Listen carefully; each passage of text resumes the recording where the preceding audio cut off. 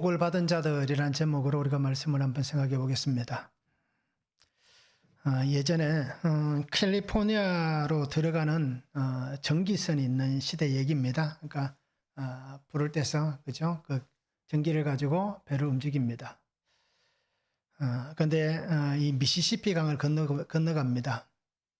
근데 그때 마침 그 배에 광부들이 아주 많이 타고 있었습니다. 그래서 광부들은 어떻습니까? 이 당시에 그 금광에서 일하던 광부들입니다. 그래서 광부들이 배를 많이 타고 있었는데요. 이 미시시피 강을 건너가던 배가 무슨 이유인지는 알 수 없지만 이렇게 파선을 합니다. 그래서 배가 침몰할 위기가 처했습니다. 자, 그러면 배에는 보면 구명보트가 있잖아요. 구명보트를 타고 이렇게 탈출하면 되는데 배에 타고 있는 그 승객들보다 그죠? 구명보트의 숫자가 적은 겁니다. 지금 타고 있는 숫자의 4분의 1 정도밖에 안 됩니다. 탈 수 있는 승객들이. 자, 배는 파선해서 침몰하고 있습니다. 그러나 구명보트를 타고 탈출하는 사람도 있고 또 그죠? 구명보트를 타지 못한 사람들은 자기 짐을 그냥 배에 버려두는 겁니다. 살기 위해서는 그죠? 배에 버려두고 그렇게 뭐 외투를 입고 있는 사람은 외투를 벗어놓고 그래서 그 미시시피 강을 헤엄쳐서 땅으로 올라갑니다. 자, 사람들이 이렇게 어수선하여서 정말 혼잡한 그런 상황인데 사람들이 보니까 한 사람이 밖으로 나오는 게 아니라 다시 헤엄쳐서 그 배로 가는 겁니다. 그런데 이 사람이 배에 갔는데 시간이 지나도 나오질 않습니다. 그래서 나중에 배가 완전히 물에 잠긴 다음에 나중에 그 배에서 이제 사람들이 시신을 찾잖아요. 수습하는 그 과정에서 그때 마침 배로 헤엄쳐 갔던 사람의 시체도 수습하게 됩니다. 근데 그 시신을 사람들이 수습하면서 굉장히 놀라운 것을 한 가지 발견합니다. 다 도망오는데 그 사람만 배로 간 거예요. 그래서 왜 이 사람이 배로 갔는가? 이 사람이 왜 죽었는가? 라고 해서 시신을 수습하면서 보니까요. 그 배에 누가 타고 있었다고 얘기했습니까? 예, 광부들이 많이 타고 있었다 그랬잖아요. 그래서 금광에서 일하던 광부들이 나올 때 삭스를 뭘로 가지고 오겠습니까? 예, 금으로, 금덩어리를 가지고 나오는 거예요. 그러니까 이 사람이 그것을 지켜보고 있다가 저 사람들이 다 짐을 버리고 나오는 것을 보다가 그 배로 헤엄치고 간 겁니다. 그리고는 그 사람의 몸에, 그죠? 얼마나 많은 금덩어리가 있는지 모릅니다. 주머니에도 있고 몸에도 하여튼 간에 자기가 가질 수 있는 금덩어리는 다 가지고 있는 거예요. 그것을 끝까지 더 가지려고 하다가 결국 어떻게 됐습니까? 배에서 탈출하지 못하고 그 배에서 죽음을 맞이하게 된 겁니다. 자, 이렇듯 우리는 어떻습니까? 사는 길로 가고 있습니까? 죽는 길로 가고 있습니까? 김수장 목사님 어떻습니까? 사는 길로 가고 계세요? 죽는 길로 가고 계세요? 김순장 목사님 어떠세요? 오집사님 어디로 가고 계세요? 죽는 길로 갑니까? 사는 길로 갑니까? 잘 모르게 그게 정답일 수 있어요. 자, 육신은 우리 김순장 목사님 말씀 다나. 김수장 목사님도 뭔가 말씀하시고 싶은데 얘기를 안 하신 것 같아요. 그죠? 자, 뭔가가 우리에게 어떻습니까? 육신은 나이가 들면 죽는 길로 가는 게 당연한 거예요. 육신이 영원히 산다는 것은 있을 수 없는 얘기잖아요. 그런데 육신은 죽는 길로 갑니다. 그럼 우리의 영은 어떻게 돼야 될까요? 죽는 길로 가야 될까요? 사는 길로 가야 될까요? 우리의 영은, 그죠? 우리의 신앙은, 우리의 삶은 하나님께로 사는 길로 가야 됩니다. 세상에 우리가 가져야 될 것도 있지만 포기해야 되고 버려야 될 것도 있습니다. 그래서 내가 정말 십자가의 오늘 우리 찬양가 십자가의 전달자로서 십자가의 은혜를 입은 사람으로서 십자가의 능력으로 사는 사람으로서 내가 버려야 살 수 있다는 것. 그죠? 그것이 우리가 무엇이 있는지를 한번 잘 생각해 보시기 바랍니다. 이 사람은 다 살려고 도망치는데 그 금덩이 한 개라도 더 갖고 싶어서 아니면 적당하게 가져나와도 되잖아요. 그죠? 애초에 내 것은 아니었으니까 적당하게 한 10kg? 10kg도 무겁겠죠. 굉장히 무거우니까 그냥 한 5kg만 들고 나와도 엄청난 부자가 될 수 있잖아요. 그런데 그 돈에 물질에 눈이 멀면 어떻게 됩니까? 결국 자기의 삶을 망하게 한다는 겁니다. 그래서 오늘 우리는 살기 위해서 죽느냐, 죽기 위해서 사느냐, 이것을 우리가 깊이 있게 한번 생각해 보시기를 바랍니다. 삭개오는 어떻게 됐을까요? 예전에는 예수님을 만나기 전에는 살기 위해서 죽는 사람이었습니다. 그런데 예수님을 만난 다음에 어떻게 됐습니까? 죽기 위해서 사는 자가 되었습니다. 그리고 오늘 우리가 이해가 되시죠? 제가 무슨 말을 한지 이해가 되시죠? 그래서 하나님 안에서 우리가 버리고 포기할 수 있는, 결국 그래서 하나님의 생명을 얻을 수 있는 그런 믿음의 사람이 되면 좋겠습니다.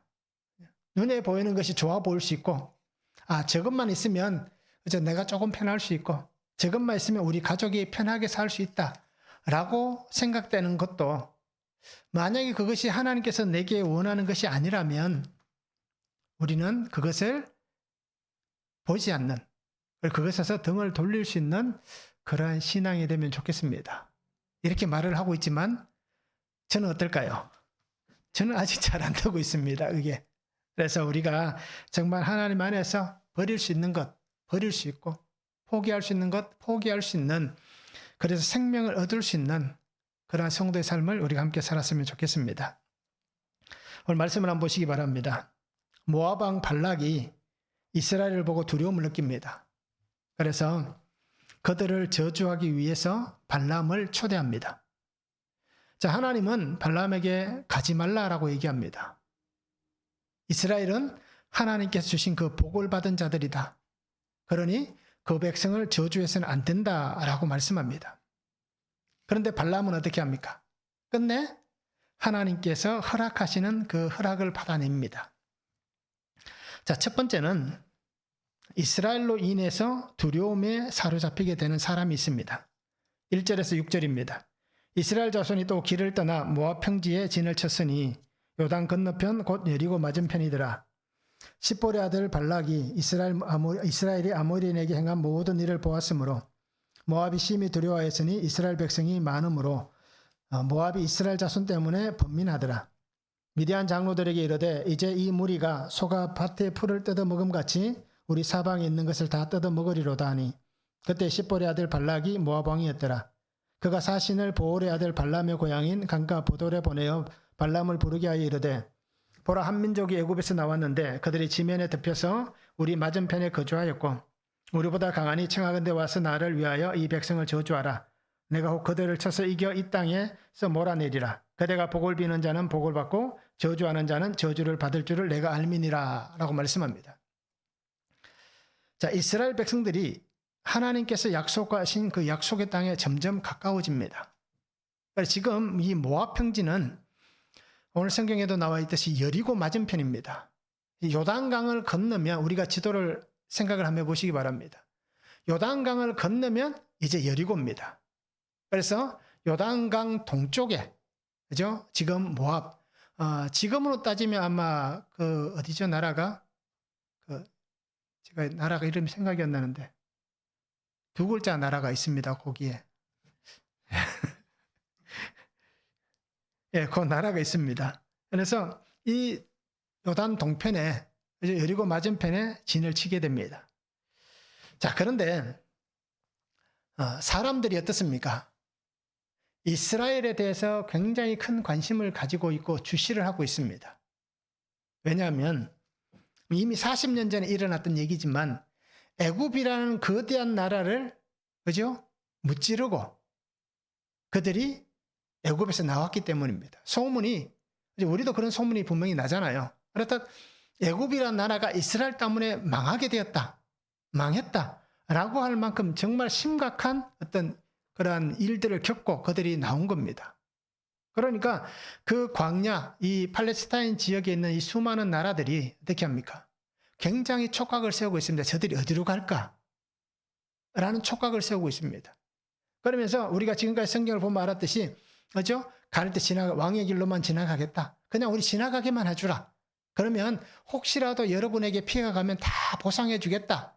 라고 얘기하지만 어떻게 됩니까? 절대 지나갈 수 없다라고 얘기합니다. 자, 그만큼 모든 사람들이 주시를 합니다. 그런데 오늘 이들이 40년의 시간이 지나고 지금 이제 모압 땅에 들어왔습니다. 자, 그런데 모압의 입장에서 보면 어떨까요? 오지 않았으면 좋겠는데. 자, 군사적으로 우리가 민수기에 보면 인구조사를 2번 하잖아요. 근데 장정만 60만이잖아요. 전쟁에 나갈 만한 사람이 60만 명이었습니다. 자, 그런데 이 모압 평지에서 그들이 60만이라는 대군이 오고 더 많은 숫자면 200만 명이나 되는 수없이 많은 사람들이 그래서 자기가 거주하고 있는 그 모압이라는 곳에 이 백성이 들어온 것입니다. 자, 이 광야의 40년의 시간을 보내면서 마지막 인구조사, 2번째 했던 인구조사가 바로 이 모압 평지이고, 또 이 모압 평지에는 어떤 산이 있습니까? 비스가 산이 있잖아요. 이 비스가 산에서 어떤 일이 벌어졌습니까? 모세가 그곳에서 죽어서, 그죠? 무덤도 찾을 수 없는 일이 일어나잖아요. 그리고 그곳은 어떻습니까? 모압 평지는 신명기의 말씀, 설교의 2편의 설교가 나옵니다. 신명기는 2편의 설교가 등장합니다. 그런데 이 모압 평지에서 모세가 백성들에게 말씀을 전했던 신명기가 바로 이 모압 평지에서 기록이 됩니다. 자, 이들을 주시하던 사람, 그 모압의 왕 발락이 그것을 바라보고 있습니다. 발락이란 이름의 뜻은 파괴자, 약탈자라는 뜻을 가지고 있습니다. 자, 오늘 성경에 나와 있듯이 이 발락은 자기들보다 먼저 있었던 이 모압 평지가 있고 그 모압이 있고 옆에 어떻습니까? 암몬이 있고 그 위쪽에 아모리 족속이 있습니다. 그래서 이 모압 평지, 그죠? 암몬 땅 그리고 아모리 땅, 이건 오늘날 우리 같이 어떻습니까? 경상도, 전라도, 충청도 정확하게 분리된 게 아닙니다. 그죠? 어떤 장벽이 있어서 어떤 경계가 있어서 정확하게 이곳은 이건 우리 땅이다 해서 금을 꺼놓은 게 아니라 이곳에서 이것은 우리 땅이지만 어느 정도는 어떻습니까? 서로가 물고 물려있는 그런 땅들입니다. 그러다 보니까 오늘 아모리인에게 행했던 일이라고 하는 이 장소는 모압과 암몬과 함께 연결되어져 있는, 그래서 아모리 지역까지 연결되어져 있습니다. 근데 그곳에서 있었던 일을 분명히 알고 있습니다. 왜? 얼마 전에 있었기 때문에. 그런데 이 아모리인들에게 어떻게 합니까? 이스라엘들이 아르논에서 야복강까지 어떻습니까? 그 땅을 점령했습니다. 그러면 지도를 보면 이 모압도 일부 들어가고 이제 암몬 지역도 어느 정도 포함이 되고 또 그 위에 아모리 땅 모든 것이 다 들어갑니다. 그러니까 그 사건으로 인해서 굉장한 두려움을 가지고 있는 겁니다. 그래서 오늘 성경에 보면 3절에 보면 모압이 이스라엘 자손 때문에 번민하더라라고 말씀합니다. 번민하였다라는 단어가 나옵니다. 쿠츠라는 히브리어를 씁니다. 이 번민하였다 뜻은 뭐냐면 몹시 싫어하다, 소름 끼칠 정도로 싫어하다라는 뜻을 가지고 있습니다. 그러니까 모압, 그죠? 발락이 정말 소름이 끼칠 정도로 그 소리를 듣고 또 그 백성이 모압 평지 옴을 통해서 정말 소름 끼치는 공포를 느꼈다 라고 해석해 볼 수 있는 것입니다. 자, 세상의 정복자를 정복한 이스라엘, 자기들은 잘 알잖아요. 아모리인이 얼마나 강한지 잘 알고 있습니다. 그런데 그들을 정복했습니다. 그러니까 이들이 두려움을 느낄 수밖에 없는 것입니다. 그래서 발락은 자신들에게 찾아온 이 사건 앞에서 어떤 해결책을 내어놓습니까? 발람이라는 사람을 찾습니다. 이름도 비슷하잖아요. 그죠? 발람 비슷합니다. 자, 오늘 성경에 보면 이 발람은 어디에 있습니까? 부돌이라는 곳에 있습니다. 이 부돌은 어디입니까? 갈그미스라는 이름을 혹시 들어보셨을 거예요. 성경에도 등장하는 갈그미스라는 지역이 있습니다. 이 갈그미스라는 지역은 지금 보면 지도상으로 보면 시리아 쪽입니다. 그래서 이라크와 시리아, 근데 시리아에 더 가까운 땅인 것 같아요. 지도상으로 보니까. 근데 그곳은 어떤 곳이냐면 유브라데스 강의 상류 지역입니다. 이 갈그미스는. 근데 부돌은 그 갈그미스에서 남쪽으로 한 20km 정도 떨어져 있습니다. 얼마 떨어져 있지 않습니다. 갈그미스에서는 가까운 지역이지만 오늘 모압 평지에서는 거리가 꽤 먼 곳입니다. 650km 정도 떨어져 있다고 얘기합니다. 그러면 여기에서 어디까지 갈까요? 아마 평양 정도까지 안 가겠습니까? 평양 조금 더 지나갈 거예요. 자, 이렇게 먼 거리에 있는 이 발람에게 사람들을 보내고 초대합니다. 그런데 발람의 이름은 어떻습니까? 발락은 파괴자, 약탈자라는 뜻을 가지고 있지만 발람은 멸망이라는 뜻을 가지고 있습니다. 사람들의 멸망이라는 뜻을 가지고 있습니다. 자, 왜 초대할까요? 오늘 우리가 생각할 때는 좀 이해가 안 될 수도 있을 거예요. 왜 초대하느냐? 옛날 전쟁은 어떤 전쟁입니까? 신들과 신들의 전쟁입니다. 그죠? 이 이스라엘은 야훼라는 신, 또 모압은 어떻습니까? 자기들의 또 뭐 그무스라든지 그런 또 여러 가지 신이 있잖아요. 바알이라든지 아세라, 그 신들이 있습니다. 자, 신들과 신들의 전쟁입니다. 그래서 전쟁에 나가려면 고대 관습과 신앙에 따라서 그냥 공격할 수 없는 거예요. 꼭 신전 제사를 드린 다음에 자신들이 섬기는 신에게 어떻습니까? 물어봅니다. 그래서 이 전쟁에 나가도 되겠습니까? 라고 물어봅니다. 물어보고 신이, 그죠? 그것을 계시해주고 허락해주면 전쟁에 나가는데, 나가면 반드시 승리하게 할 것이다 라는 그 믿음을 가지고 전쟁터에 나아가는 겁니다. 자, 그러니까 이 발락이 어떻게 합니까? 그 건동에서 가장 영향력 있고 가장 어떻게 보면 점술가이고 가장 큰 예언자인 이 발람을 초대하는 것입니다.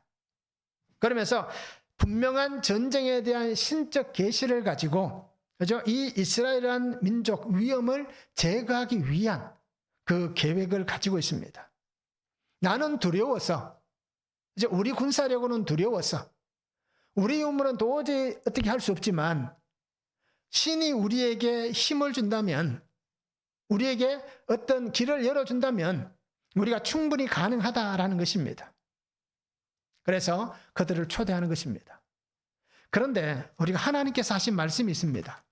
신명기 2장 9절에 보면, 지난번에도 우리가 말씀을 한번 나누면서 보았던 본문인데요.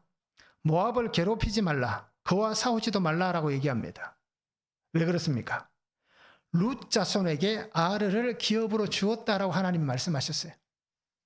어떤 일이 있어도 너희는 모압과 싸우지 마라. 왜요? 룻 자손, 형제라는 겁니다. 그러니까 그들과 싸워서는 안 된다.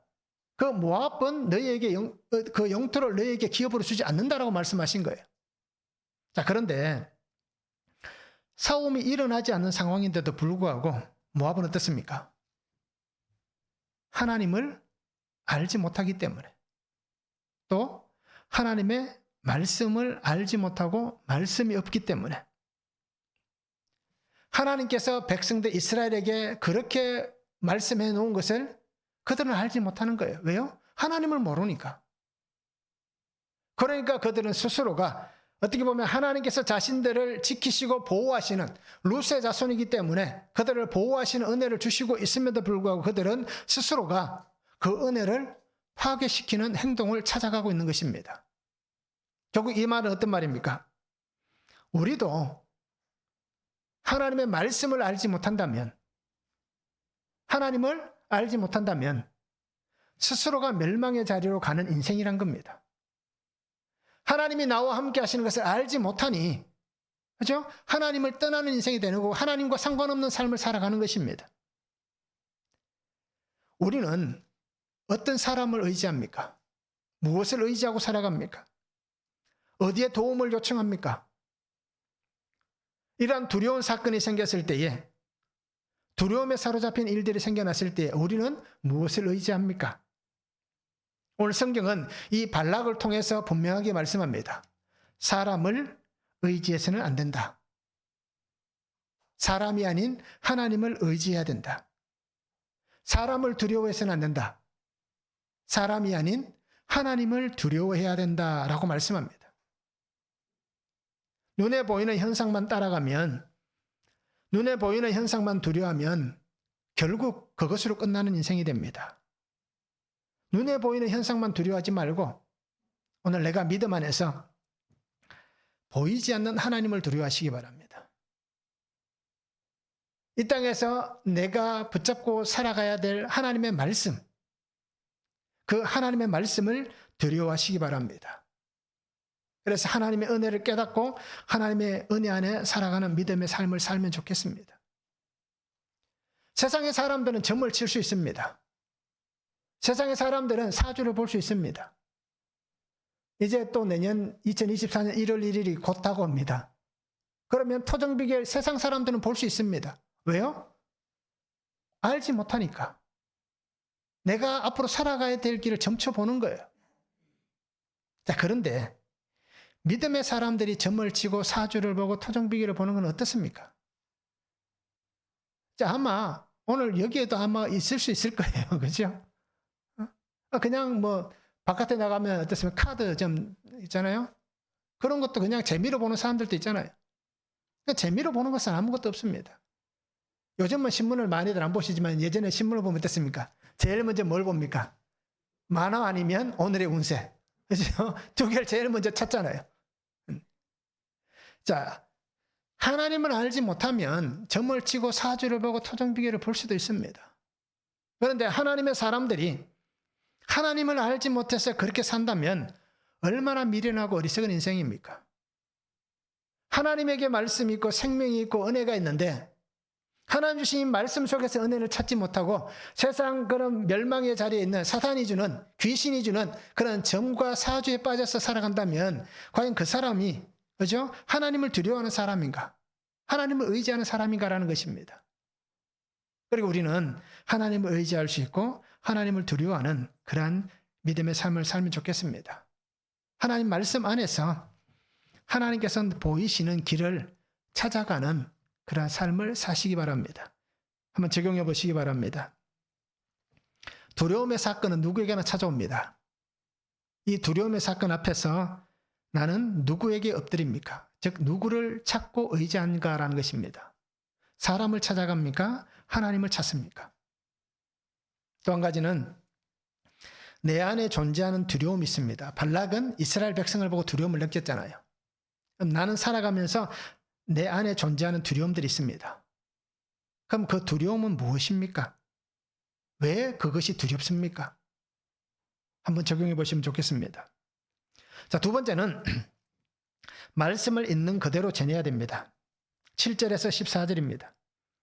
모압 장로들과 미디안 장로들이 손에 복채를 가지고 떠나 발람에게 이르러 발락의 말을 그에게 전하매 발람이 그들에게 이르되 이 밤에 여기서 유숙하라. 여호와께서 내게 이르시는 대로 너희에게 대답하리라. 모압 귀족들이 발람에게서 유숙하니라. 하나님이 발람에게 임하여 말씀하시되 너와 함께 있는 이 사람들이 누구냐? 발람이 하나님께 아뢰되 모압 왕 십볼의 아들 발락이 내게 보낸 자들이니이다. 이르기를 보라 애굽에서 나온 민족이 지면에 덮였으니 이제 와서 나를 위하여 그들을 저주하라. 내가 혹 그들을 쳐서 몰아낼 수 있으리라 하나이다. 하나님이 발람에게 이르시되 너는 그들과 함께 가지도 말고 그 백성을 저주하지도 말라. 그들은 복을 받은 자들이니라. 발람이 아침에 일어나서 발락의 귀족들에게 이르되 너희는 너희의 땅으로 돌아가라. 여호와께서 내가 너희와 함께 가기를 허락하지 아니하시느니라. 모압 귀족들이 일어나 발락에게로 가서 전하되 발람이 우리와 함께 오기를 거절하더이다 말씀합니다. 자, 발락이 보낸 사람들이 사신들이 그죠? 복채를 가지고 왔다라고 얘기합니다. 즉 많은 어떤 예물을 가지고 찾아왔습니다. 자, 발람은 그들에게 말합니다. 오늘 이곳에서 하룻밤 머무르십시오라고 얘기합니다. 그러면서 하나님께서 여호와께서 내게 무엇이라 말씀하시는지 그죠? 너희에게 대답하겠다라고 그렇게 말씀합니다. 자, 하나님이 묻습니다. 발람에게 이 사람들이 누구냐? 너와 함께 있는 사람들이 누구냐라고 묻습니다. 발람은 발락이 내게 보낸 사람들입니다. 이스라엘을 저주하고 그죠? 그들을 무찌를 수 있도록 저주해달라고 나를 부르러 왔습니다. 라고 얘기합니다. 자, 그런 발람의 얘기에 하나님께서 분명하게 말씀하십니다. 이스라엘은 복을 받은 자들이다 말씀합니다. 그러면서 그들과 함께 가지도 말고 그 백성을 저주하지도 말라라고 얘기합니다. 자, 복을 받은 자라는 단어는 바라크라는 단어를 씁니다. 아마 많이 들어보셨을 거예요. 바라크. 그죠? 이 복이라는 단어를 히브리어 바라크. 많이 들어보셨을 거예요. 이 뜻은 그렇습니다. 무릎을 꿇다, 또 축복하다, 송축하다라는 뜻이 있습니다. 그러니까 하나님께서 내가 복을 받은 자다, 너는 하나님의 바라크다 라고 말씀하시는 그 뜻은 어떻습니까? 내가 하나님 앞에 겸손히 있는 사람, 그래서 하나님이 내게 주신 복이 있는 사람, 나는 어떤 사람인가? 하나님을 송축하는 사람, 그죠? 복을 받은 그 사람으로서 하나님 앞에 영광을 올려드리는 사람이란 그런 은혜의 말씀입니다. 결국 어떻습니까? 복을 받았다는 것은 하나님이 택한 자들이라는 겁니다. 하나님이 그들을 선민으로 택했다라는 말씀입니다. 또 이렇게 복을 받았다라고 말씀하면 어떻습니까? 무릎을 꿇는다라고 얘기하잖아요. 즉 하나님 앞에서 무릎을 꿇은 백성이다. 하나님을 경배하는 백성이다. 하나님 앞에 어떻습니까? 기도하는 백성이다 라고 말씀하는 것입니다. 그러니 하나님의 택하심의 복이 오늘 그들에게 있습니다. 자, 그러면 이 복의 시초가 어디입니까? 우리가 너무 잘 알잖아요. 창세기 12장 2절과 3절에 보면 말씀합니다. 내가 너로 큰 민족을 이루고 내게 복을 주어 내 이름을 창대하게 하리니 너는 복이 될지라. 너를 축복하는 자에게는 내가 복을 내리고 너를 저주하는 자에게는 내가 저주하리니 땅의 모든 족속이 너로 말미암아 복을 얻을 것이니라 라고 말씀합니다. 자, 아브라함을 하나님이 부르시는 그 은혜 때 말씀하신 거잖아요. 내가 너로 큰 민족을 이루게 하겠다. 너로 복을 받게 하겠다. 너는 복이다 라고 말씀합니다. 결국 이 아브라함의 복이 오늘 이들이 복을 받은 자들이다 라고 말씀하시는 하나님의 그 은혜가 동일하게 적용되고 있다는 얘기입니다. 그죠? 아브라함 시대는 어떤 시대입니까? 지금으로부터 따지면 거의 지금 출애굽한 40년 뒤에 상황으로 따지면 어떻습니까?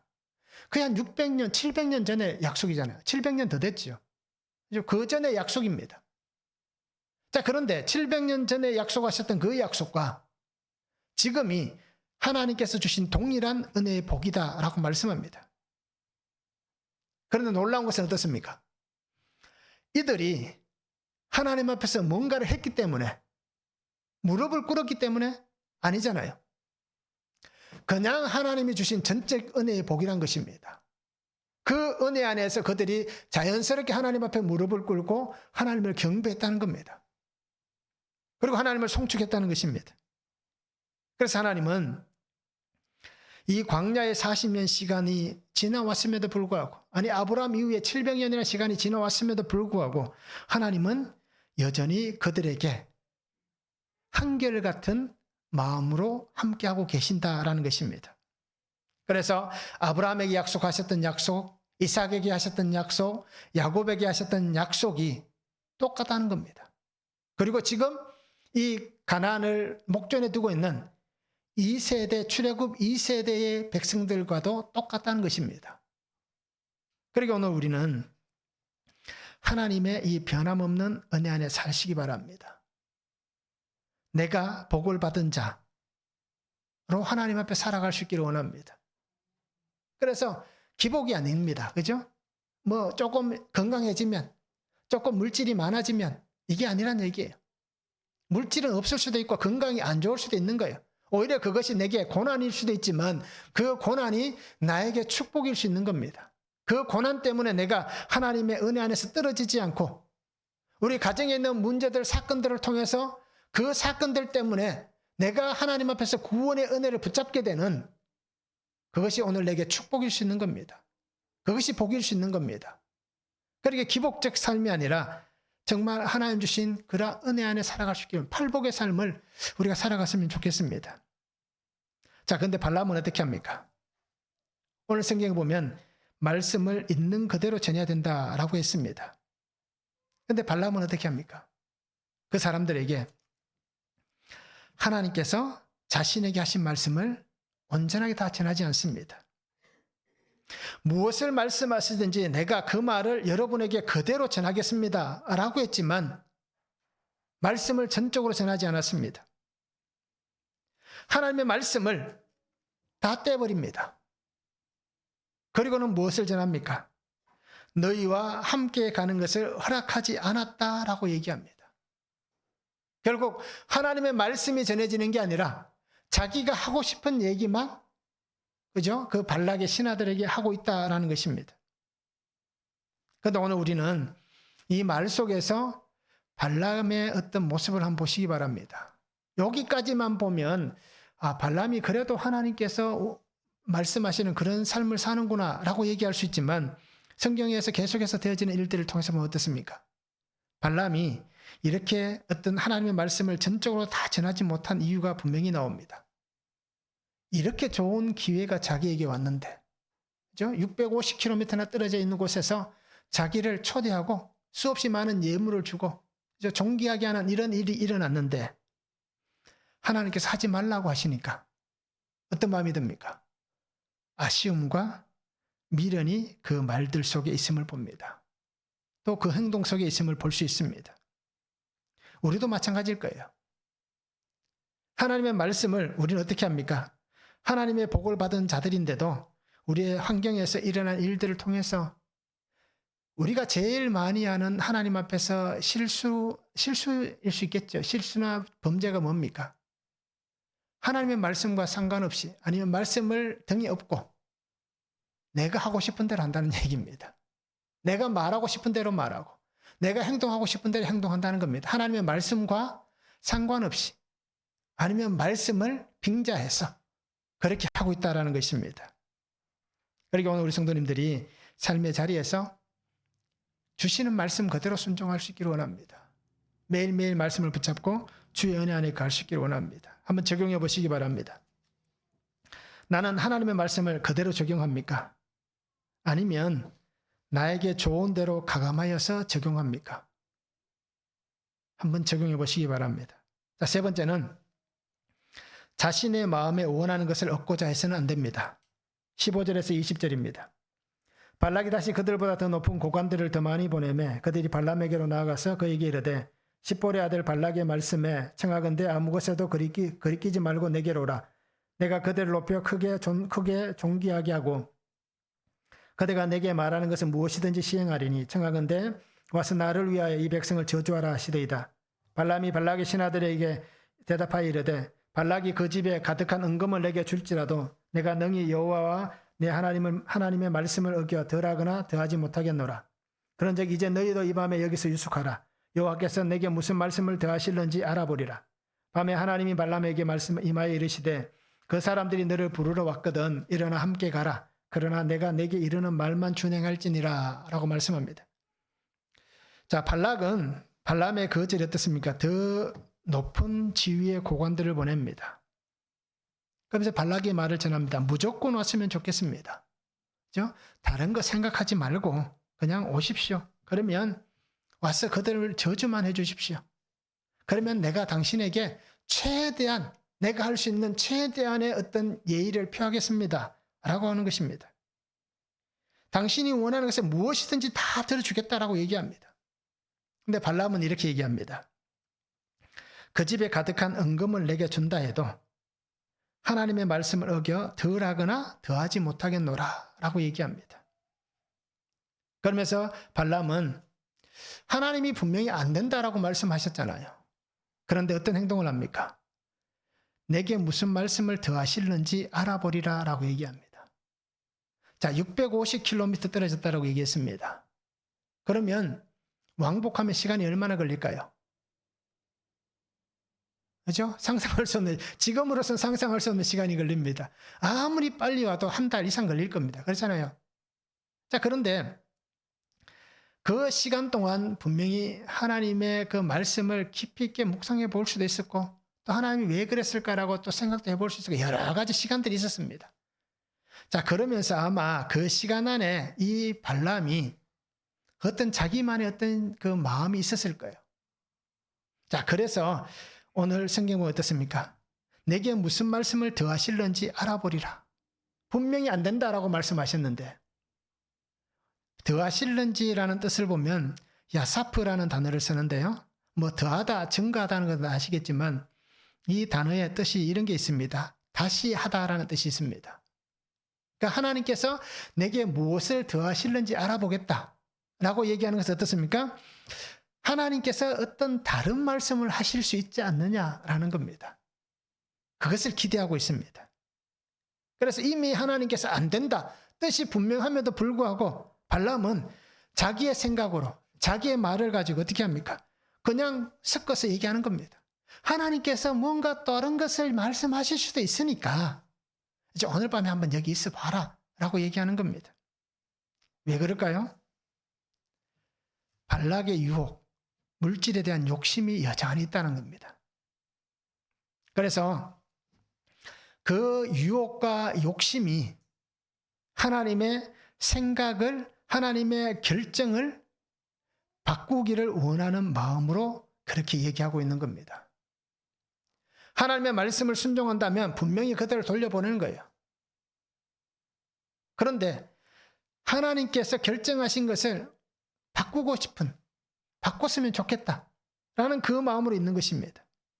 그래서 발락의 유혹을 받아들이고 싶은, 그래서 그가 얘기하는 것은 어떻습니까? 은금이 정말 많다 하더라도, 그렇죠?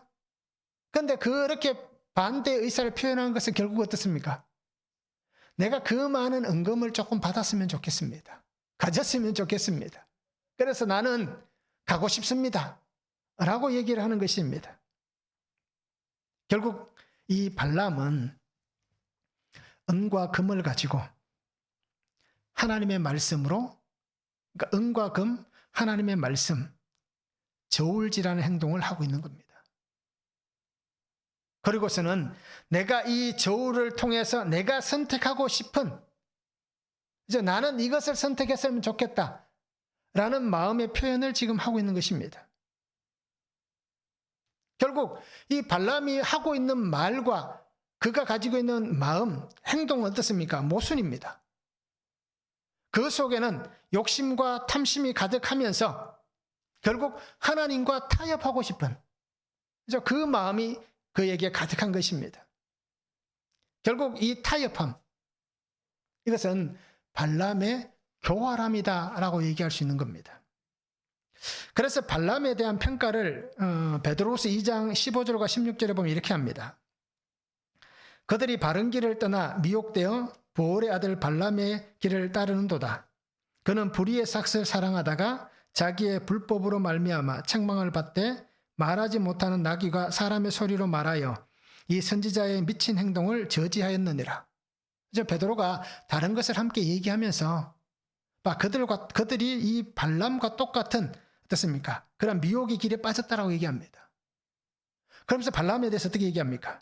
불법으로 말미암아 책망을 받았다. 나귀가 사람의 말을 하는, 그죠?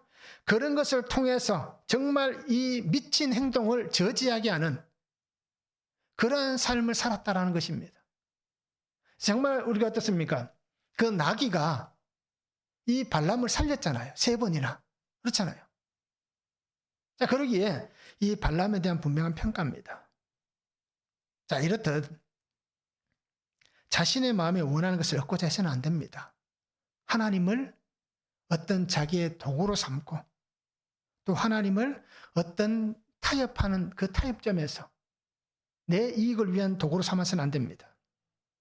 그래서 우리는 이러한 이중적 마음을 벗어내셔야 됩니다. 이중적인 삶을. 그래서 정말 이것을 잘라내지 못한다면 나의 안에 있는 이 두 마음 때문에 우리는 번민할 수밖에 없습니다. 그리고 늘 무언가 더 하실는지 라는 이 마음으로 살아가게 되는 것입니다. 하나님을 향해서 우리가 얼마나 많이 타협합니까? 수없이 많은 이유를 댈 거예요. 수없이 많은 핑계를 댈 거예요. 그러면서 여전히 하나님의 마음을 아프게 하고 있을 겁니다. 그리고 오늘 성도님들이 저도 마찬가지고요. 말씀을 따라서 정말 말씀이 아닌 욕심과 성공과 세상의 방법들을 우리가 정말 말씀 안에서 가지치기에 낼 수 있는 그런 삶이 되면 좋겠습니다. 내가 원하는 것, 이미 답을 정해놓고 하나님께 통보하는 그런 삶을 살지 않았으면 좋겠습니다. 그래서 나의 교활함을 끊어내시기 바랍니다. 나의 교묘함을 끊어내시기 바랍니다. 내가 듣고 싶은 답을 얻고자 하는 그 악함을 끊어내시기 바랍니다. 그래서 내가를 외치는 인생이 아니라 정말 말씀만 순전하게 따라가는 그러한 믿음의 삶을 우리가 함께 살아갈 수 있기를 원합니다. 한번 적용해 보시기 바랍니다. 내가 유혹을 받고 있는 불의의 삭은 무엇입니까? 나는 어떤 유혹에 빠집니까? 한번 적용해 보시기 바랍니다. 또 하나님과 타협하려고 하는 나의 교활함은 무엇입니까? 나는 무엇을 타협하려고 합니까? 교묘함이죠. 교활함. 그것이 무엇이 있는지 우리가 한번 적용해 보시기 바랍니다. 성도는 가야 할 곳과 가지 말아야 할 곳이 분명하게 있습니다. 그러니 오늘 우리가 말씀을 붙잡고 유혹과 탐욕을 버리고 말씀으로 하나님만 붙잡고 하나님 뜻을 붙잡고 그렇게 말씀 안에 살아가는 삶이 되면 좋겠습니다. 그래서 이 은혜 안에서 날마다 내게 더하시는 바라크의 복이 넘치는, 그래서 나는 하나님의 복을 받은 자다라고 고백하며 하나님의 은혜 안에 거할 수 있기를 주님의 이름으로 축원합니다. 기도하겠습니다. 사랑의 아버지 하나님, 오늘도 우리에게 주신 말씀을 바라보고 주의 은혜 안에 거합니다. 주의 능력과 주의 권세를 함께하여 주셔서 항상 예수 그리스도 안에서 믿음의 선함으로 살아가는 인생이 되게 하여 주시옵소서. 복을 받은 자로서의 우리의 삶이 정말 하나님 앞에서 바라크의 인생을 살아가게 하실 때 정말 주님 앞에 무릎 꿇고 경배하며 하나님 앞에 영광을 올려드리는, 하나님께서 기뻐하시는 그러한 삶이 되게 하여 주시고, 내가 하나님을 기뻐하는 자로서 살아갈 수 있도록 정말 하나님이 나의 그냥 기쁨이 되는, 또 내가 하나님의 그냥 기쁨이 되는 그 삶을 내가 살아갈 수 있도록 주님 은혜를 다하여 주시옵소서. 그래서 날마다 말씀 안에서 신실하게 살아가게 하시고 하나님 앞에서 저울질하고 타협하려고 하고 교활함과 교묘함으로 살아가는 수없이 많은 악을 제하고 온전히 말씀만 붙잡고 살게 하여 주시옵소서. 감사를 드리며 예수 그리스도 이름으로 기도하옵나이다. 아멘.